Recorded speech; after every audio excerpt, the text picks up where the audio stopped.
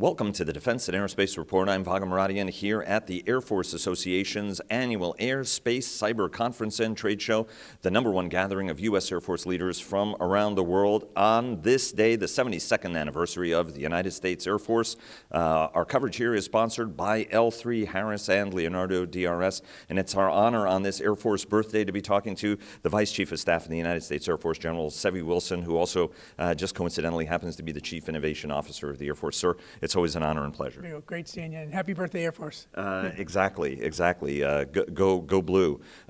So first, whenever we have an opportunity to talk, you have a whole bunch of innovation initiatives. Indeed, the service has a whole bunch of initiatives. You have the Vice Chief's Challenge, for example. Talk to us a little bit, bring us up to speed on what's happened in the past year since our last in-depth conversation about, the process, what you're highlighting, the priorities, and I've got a couple of other follow-up questions because there's a sense that there's either we're not doing enough on innovation or we're doing too much and there's innovation fatigue. But give us sort of an update on where we stand on your initiatives, challenges, and the progress you're making. So let me give you a couple of updates. So I think first of all, the innovation is bubbling up from all over, and that's good. Now, how do we rationalize it moving forward? Will be one of the areas we focus on. A couple areas to bring you up to date on. My Vice Chief Challenge is working on multi-domain operations. We've got 4 kind of main efforts going forward. One is a virtual reality MDC2 capability. One is how do we do text to voice and voice to text. One is how do we take basically a Waze-like app for Intel to crowdsource Intel sources, and the other one is a DevOps environment for MDC2. So those are the 4 initiatives that will kind of go through on the Vice Chief Challenge. Another area that we're really working hard on is how do we make AI real. So we're partnering with MIT, and we have a collaboration with them. We've given them some hard problems that the Air Force has. We're embedding some people with their faculty at the Computer Science and AI Lab, and to see if they can help us solve some of our really hard problems and make it, again, real to our airmen down in the field. So those are a couple areas that we're focused on, but there's a lot we could talk about in this area. As you know, you see it at every unit. There's people out there really excited about, hey, if I do this, and maybe I can bring some new capability, some new technology to my unit. And there's good collaboration, I think, between academia, between industry, and our airmen, and it's across lots of levels. And one of the points that you've always made in this, and we've heard this from the chief as well, but all across leadership is, right, some of the stuff is push, but a lot of it is also pull, and how to enable that at the end of the day, and sift and pick those best ideas and operationalize them, whether at the squadron level, as the chief has said, sort of the most important unit in the Air Force. Do you fear, though, that there is a little bit of overkill, or innovation exhaustion, right? It's sort of like nerds gone wild, and there's a great part of that. Yeah. But whether or not it resonates as fully on the flight line, down at further down the chain, where they may not as fully sort of appreciate or understand all this acronym of stuff that we think is really, really cool at the high level, but maybe folks deeper down don't fully understand and go like, wow, this is just a buzzword, and let's just get through the day. At the end of the day, my job is to help deliver that broader air power, and I don't have time for distraction. Yeah, so certainly there can be a top-down focus, but if it's going to be real, it's going to be bottoms-up. And I think we see that today. I think there's some, don't hold me to the number, 40-some-ish spark cells at different bases. So not every base has them, but lots of base has them, and those folks that are interested are certainly really passionate about it. Those spark cells are connecting with AFWERX. AFWERX, again, is this connector place. It's connecting with academia, with industry, and the spark cells to keep share ideas. And we're seeing some good things bubble up out of that. But I agree with you. There's some folks out there that you see that they go, what is this to me? Right? And so part of it is once they see it and once they make a unit or a squadron makes it real, and they go, hey, I can see that, and how can I get me some of that? And I don't know the buzzwords, but how do I take that empowerment of our airmen with new ideas and do it at my unit too? I think AFWERX is extraordinary, right? And the 2 winners that we've seen were both, or the several winners we've seen were great ideas, right? Generally, that happens at the Air Warfare Symposium in January. Whether it was a KC-135 instructor's couch that solves back problems that cost the service literally, tens, if not hundreds of millions of dollars a year in disability payments. Anybody who knows the back end of a KC-135 knows that the instructor is literally lying on an ice-cold fuselage in a contorted position to train a boom operator. So that was, a very, very innovative, easy, low-cost solution. And then the airmen from Spangdahlem, who came up with, hey, we got to change these batteries on these nuclear biological detectors. Hey, if we put solar power panels on them, every base saves 120,000 batteries in how many airman hours? How do we spread that out and not just make these one and singular achievements, right? I mean, it's great to have that kind of recognition, but actually that you're doing multiple of these things all the time and sharing them. So it's not just like, ta-da, big idea. Yeah. Do we think we need to get into a cycle where we're addressing and harnessing these solutions as the dozens? Because when it comes to these competitions, from my standpoint, it's like every single one of those 8 or 12 ideas are all winners. All winners, all of them are. And so I don't think it's only the competition. You're seeing it everywhere. Here's an example. A few weeks ago, I was down at SOS. This SOS class said, hey, as we looked at problems, as we PCS, we have to get orders. And as we get orders, we have to get a RIP to tell us where we're going, and we got to get all the out processing done. It's multiple touch points and a long length of time before I get orders. And so they actually built 2 bots. They call them Jack and Jill. And that one's to get you the RIP and one's to get you the orders. And they said, we think we can go from dozens of appointments to see people in a long period of time down to a very short period of time at one touch point. And they said, we think we can save 1,000 man years by doing this one thing. So we've got I threw a little money at that way. We got our A1 and our personnel center looking at that. But we move 80,000 people a year, PCS. So if you look at that and think, how many other processes do we have like that can save lots of time and resources for our airmen? So we're focusing on that effort, but there's broadly a bunch of efforts like that going on every day that we're not waiting for, the big Warfare Center Symposium or this one to showcase that airmen are just doing and making it happen. And then we got to find a way to highlight it and show people and say, okay, well, that was a process that we do at every base. Other ones we do, for example, awards or performance reports, or the same processes that are done, and how would we streamline those using artificial intelligence and new process of machine learning to save airmen time? Our time is brief, so I want to ask about multi-domain operations. That's something that General Goldfein, the Chief of Staff, talked about, was a pioneering thinker on it. Each of the military services have adopted to a degree, and now there is inter-service cooperation in terms of how to forge that. But there are those who look at that as a complicated bumper sticker, sort of the latest bumper sticker or buzzword.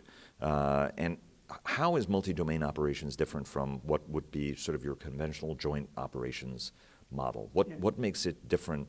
What makes it, in your view, so important? Yeah. So I think if in any future fight, we're doing multi-domain operation today, but we're doing it very clunkily, right? So we're doing it man-to-man, phone-to-phone with our joint services and partners. So we're doing it. We're doing it today all over the world. But if we're going to do it against a pure adversary, I got to be able to do it at speed and scale. So today, we're going to, at Nellis, we're starting up this Shadow Ops Center. All the services are involved, the ICs involved, allies and partners involved, and we're trying to build the network that allows us to do that, again, machine to machine at scale across all domains. And we chose Nellis because it's in a great place that allows us to, when the Marines are flying at Yuma, or the Army's at the National Training Center, or the Navy's at Fallon, or we're at the Nellis Range, or any combination of those, we can actually experiment, prototype, exercise, see what works, what doesn't work amongst all the services. But I'd say we're doing that today, multi-domain operations. But the way we're doing it is not, it's being done by the power of humans and process versus how do I get machines to be able to do that, again, at speed, to give, as the chief would say, multiple dilemmas to adversaries and to close thousands of kill chains in hundreds of hours is what we're trying to get to with multi-domain operations. Do you feel, the chief had a great presentation yesterday, right? I mean, he's a great extemporaneous speaker, but then he went to a scripted portion of it. There was an audio-visual presentation, and it was very powerful for anybody who, is interested in the operational art, the detail with which, this mock conflict would play out and how multi-domain operations can open up the entire aperture all the way from I love the fact that a bomber was the one that was taking out a submarine, right? Showing collaboration from the two stealthiest forces in the U.S. military, the Air Force and the submarine force. Do you think everybody is doing a good enough job communicating this so that everybody understands it, right? I mean, there was a little bit of a debate about whether or not that utterly packed, standing room only hall, whether everybody sort of fully absorbed and understood that. Do you think folks are doing at leadership a good enough job explaining exactly what this is and how game-changing it is? No, we have some work to do on that. I think you're right. There's those who know about the technology and are go, okay, I get it. And there's another couple that go, wow, this is really hard and it's really complex. So we've got to be able to simplify that down and show them in ways, how do we connect, share, and learn across all the services? How do we do, what we're trying to, in essence, do is build a global sensing grid to have a resilient communication that connects it to make a mesh into a C2 structure that is literally joint all domain, and that I then have to converge effects at speed, range, and mass from all those different domains at the time and place of our choosing, again, to close thousands of kill chains in hundreds of hours. So it's complicated, but we got to be able to show it in a way that people can understand and go, okay, I get it now. But right now, I think you're right. There's some people who really get it, and some people that still, it's hard to grasp. Although I have to say, I thought the presentation was great and brought all of those bits together. So I think that even if you were not a sophisticated military strategist, I think that presentation would have brought together pieces of it in ways that maybe you hadn't thought. So I'm not at all criticizing the brief. I thought it was a pretty good one, although it was reminiscent to something that the chief delivered not that long ago, I think.